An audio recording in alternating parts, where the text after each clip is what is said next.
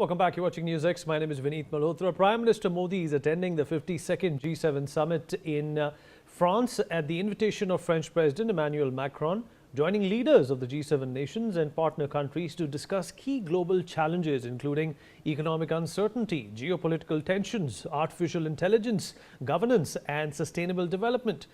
Amidst the summit's broader agenda, attention is focused on Prime Minister Modi's scheduled bilateral meeting with US President Donald Trump on Wednesday, that is tomorrow, where the two leaders are expected to discuss trade, visas, energy cooperation, and wider strategic ties as well.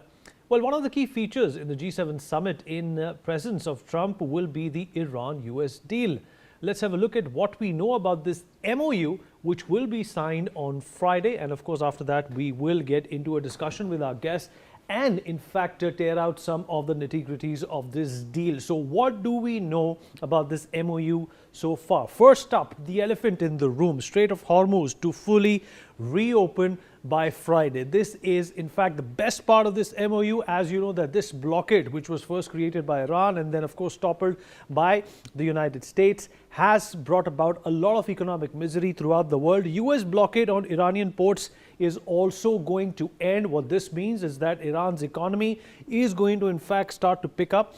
Number three, marine traffic to be regulated by Iran and Oman. This is also a part of this MoU. This in fact is being looked upon a facet of this MoU which could have been debated a little more. Iran has agreed to neither produce nor acquire nuclear weapons. This is a big win if this is what Iran agrees to, because folks, remember, this was the primary reason why the Americans went in. They do not want Iran to be a nuclear state. They do not want them to enrich uranium. And this is in fact coming at a point in time which is definitely going to please a lot of people in the West as well as the East. Of course, we still are not aware about what Israel's reaction is going to be about this deal. Iran would also freeze nuclear activity, regaining from further uranium enrichment. This has obviously been a problem for the Americans. It's been a problem for the Israelis that this enriched uranium could be used in multiple ways, including dirty bombs.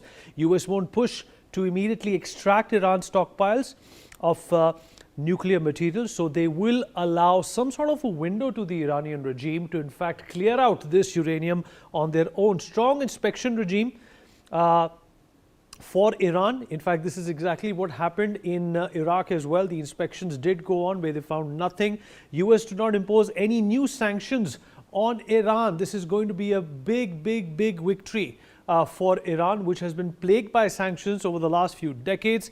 US to waive oil sanctions on Iran for a specified period, which is another win specifically for Iran. Well, the time that this deal has in fact taken to transpire goes on to show you that a lot has gone into it. US has agreed to release 25 billion of Iran's frozen assets as well. This is definitely going to do wonders for Iran, a country which has been battling economic woes for decades now. Washington to prepare a reconstruction and development plan for Iran as well. A lot of their cities, a lot of their ports, their economy has been destroyed as a result of this conflict. US to not provide Iran with cash and only lift sanctions for now. Remember that $300 million that Iran in fact had wanted from the United States, which they said they owe them, is also something which has not been mentioned in this MoU. Immediate and permanent end of all military operations in Lebanon as well. This is specifically in fact being directed towards Israel, a country which has continuously attacked Lebanon. We'll talk about this with our guests. Well,